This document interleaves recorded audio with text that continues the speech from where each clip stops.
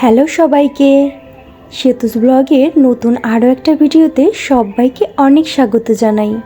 আশা করি সবাই ভালো আছেন, সুস্থ আছেন, আর আমরাও ভালো আছি। আজকে সোমবার, আর এখন থেকে আপনাদের সঙ্গে নিয়ে আজকের ব্লগটা শুরু করছি। এটা কিন্তু টুনটুনি পাখিরই একটা জাত, আর এই পাখিগুলো না প্রতিদিনই আমার বেলকনিতে আসে। একটা টমেটো গাছ তো আগেরই ছিল, আর এটা কিন্তু পরের গাছ। এ তো সেদিনও কিন্তু গাছটা ছোটই ছিল, আর আজকে দেখেন কতগুলো টমেটো ধরছে। গাছটা ভরেই কিন্তু ফুল আছে, তো এই ফুলগুলো আর পড়বেও না, মানে বড় হবে আস্তে আস্তে করে টমেটো হবে। আর আগের যে টমেটো গাছটা, এই টমেটোগুলো কিন্তু পেকেও গেছে, আমার সেই কাঙ্ক্ষিত টমেটোগুলো। আমি কিন্তু অনেক দিন ধৈর্য ধরে বসেছিলাম যে কবে টমেটোগুলো পাকবে। তো আজকে সেই দিনটা আসলো, টমেটোগুলো কিন্তু সুন্দরভাবেই পেকে গেছে। আমি তো ভাবছিলাম যে পাকবেই না। আর বেগুন গাছগুলোতেও কিন্তু বেগুনের ফুল দু একটা রয়ে গেছে। আর এই যে দেখেন ছোট্ট একটা বেগুন হয়ে আছে। আমি তো আশা ছেড়েই দিছিলাম যে এই গাছে বেগুন হবে না, কিন্তু দেখেন ভালোই কিন্তু এখন ধরবে আস্তে আস্তে, বোঝা যাইতেছে। আর এই যে আমার নীলকণ্ঠ ফুল গাছটা কত ফুল ধরা শুরু করছে। এখন যে প্রতিদিন 2বার করে জল দেই, এই কারণেই কিন্তু ফুলগুলো এভাবে ফুটে বেশি বেশি। আমার বেলকনিটায় না প্রচুর রোদ আসে, আর আমি যদি 2 বেলা করে জল না দিই গাছে, তাহলে কি হয়, মাটিগুলো একদম শুকিয়ে যায়, আর গাছে যত কুড়ি থাকে সবই পড়ে যায়।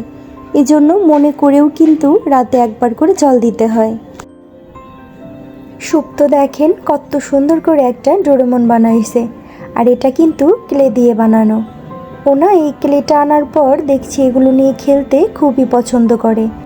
এই বক্সটার মধ্যে সুপ্তরই খেলনা থাকে, মাটির যে ছোট ছোট খেলনাগুলো ওগুলোই থাকে। তো আমি আবার ভাবছি কি যে এই বক্সটা আমি কাজে লাগাবো। ওর এই খেলনাগুলো একটা ব্যাগের মধ্যে রেখে দিব। এই বক্সটার মধ্যে না আমি কিন্তু প্রথমে আমার ঠাকুরের জামা রাখতাম। তো ঠাকুরের জামা আমার এখন এতটাই হয়ে গেছে যে এই ছোট্ট বক্সটার মধ্যে আটে না। এজন্য আমি বড় বড় 2টা বক্সে রেখে দিছি ঠাকুরের জামাগুলো। আর এটার মধ্যে সুপ্ত ওই মাটির খেলনাগুলো রেখে দিত। আর এটাতে দেখেন রং দিয়ে তারপরে কি করে রেখে দিছে।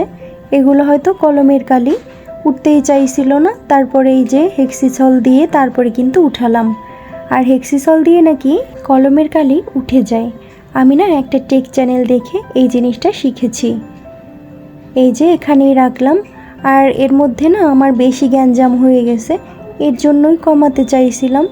এই যে এইগুলো লিপ লাইনারগুলো, এগুলো আমার প্রতিদিনই লাগে যখন আমি একটু বের হই। তো একটু লিপ লাইনার না দিয়ে বের হলে না ভালো লাগে না।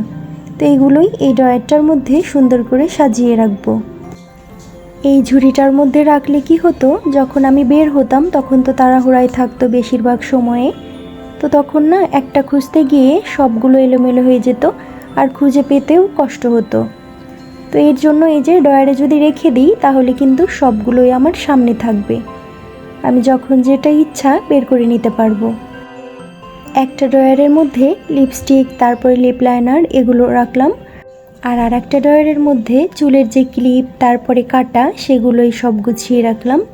আর একটা ড্রয়ারের মধ্যে নেল পালিশ, আর সবচেয়ে নিচে যে ড্রয়ারটা, এর মধ্যে মুখের যে ক্রিমগুলো সেগুলোই রেখে দিলাম। আর দেখেন কত সুন্দর লাগছে না এভাবে গুছিয়ে রাখার জন্য। চিরুনিটাও না রাখতে চাইছিলাম, কিন্তু চিরুনিটা আর ঢুকলো না, এজন্য এটা উপরেই রেখে দিলাম।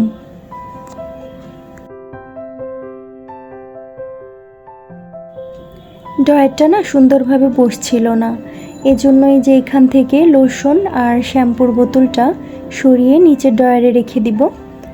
পুরোপুরি সাজানোর পর দেখেন কি সুন্দর লাগছে দেখতে।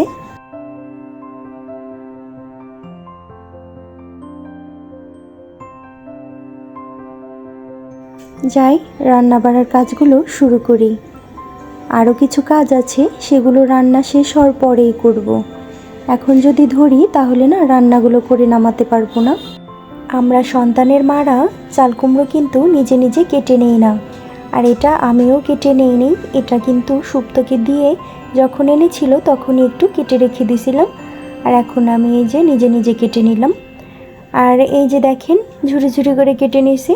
আজকে চাল কুমড়োর ঘন্ট করব, আর একটু লবণ দিয়ে ভালো করে চটকিয়ে নিব। তাহলে কি হবে, এই চাল কুমড়ো থেকে সব জল কিন্তু বের হয়ে যাবে। আর এভাবে জল যদি বের করে না নেই তাহলে চুলায় দেওয়ার সাথে সাথেই কিন্তু চাল কুমড়ো থেকে অনেক জল বের হয়ে যাবে, আর সেই জলটা না টানাতেও পারবো না। তো চাল কুমড়োটা কিন্তু আমি চুলায় দিয়ে এসে আজকে আবার সয়াবিনও রান্না করব। তো এই যে কালকে রাতে সয়াবিন এনে এখানেই রেখে দিয়েছিল, সেগুলোই এখন বয়ামে ঢেলে রেখে দিব। এই সয়াবিনগুলো না আমাদের এভাবে বেশি করেই একসাথে নিয়ে আসে, আর এগুলো কি করি মাঝে মাঝে একটু রোদে দেই, তাহলে কিন্তু আর পোকা ধরে না, বেশ ভালোই থাকে, অনেক দিন চলেও যায়। শুক্তো আবার সয়াবিনের তরকারিটা না বেশ ভালোই পছন্দ করে। নিরামিষের দিন ওর তো কোনো তরকারিই পছন্দ হয় না, করি কিন্তু অনেকগুলো আইটেমই, তারপরেও কোনো একটাও ধরে না। দেখা গেল ডাল রান্না করলে ওই ডাল দিয়েই খেয়ে ওঠে। তো সয়াবিনের তরকারিটা করলে ও কিন্তু আর খাওয়া নিয়ে ঝামেলা করে না। ফ্রিজে আগের একটু মটর ডাল বাটা ছিল, তো সেটা তো খেয়ালই করছিলাম না। আজকে আবার ফ্রিজে কি আনতে গেছি, তখন দেখলাম যে ডাল বাটা রয়ে গেছে, তো ওটা দিয়ে অল্প একটু বড়াও করে রাখছি। কারণ না ওই নিরামিষের দিন যদি একটু ভাজা না হয় ওদের তো খাওয়া কষ্ট হয়ে যায়। আজকে আবার আমি উপোস করছি, আজকে তো সোমবার, এজন্য বৈদ্যনাথ বাবার উপোস করছি। তো আমি আর খাবো না সারাদিনে, আমি আর খেতে খেতে রাত হয়ে যাবে। তো এই যে সয়াবিনের তরকারির জন্য এখানে এই যে মশলাগুলো ভালো করে কষিয়ে নিব। এখানে জিরে বাটা, ধনে গুঁড়ো, মরিচের গুঁড়ো, হলুদ গুঁড়ো এগুলো আছে।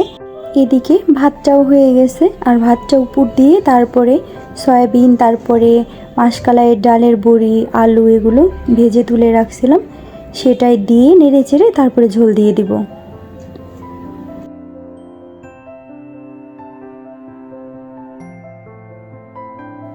ঝোলটা একটু বেশি করেই দিব, কারণ বড়া কিংবা এই যে ডালের বড়ি এই ধরনের যদি কিছু থাকে না তাহলে কি হয় ঝোলটা শুষে নিয়ে যায় আর একদম ঝোলটা শুকিয়ে যায়। এজন্য এখন আমি ওগুলো থাকলে একটু বেশি করেই ঝোল দেই। আর এই যে সয়াবিনের কৌটা দুইটা জায়গা মতো রেখে দিলাম। ঝোলটা জাল হয়ে গেছে, আর এর মধ্যে এখন গরম মশলা বাটা দিয়ে দিব। তারপর 2 মিনিট রেখে নেড়ে চেড়ে তারপরে নামিয়ে নিব। চুলাটা অফ করে দিলাম। আর আমি না এমনই সব সময় চুলায় দেখা গেল কিছু একটা দিয়ে বাড়তি যে কাজগুলো থাকে সেগুলো কিন্তু করে নিই, আর এতে করে কিন্তু আমার সময়টাও অনেকটাই বেঁচে যায়। সবগুলো জলের বোতলই ভরে রেখে দিব ডাইনিং টেবিলের উপরে। এভাবে রাখলেই না ভালো হয়। দেখা গেলো খেতে বসলাম তখন জল থাকলো না, তারপর তো দৌড়াদৌড়ি শুরু হয়ে গেল। ওটা না করে এভাবে জল ভরে আমি কিন্তু সবসময় সাজিয়ে সাজিয়ে রেখে দিই।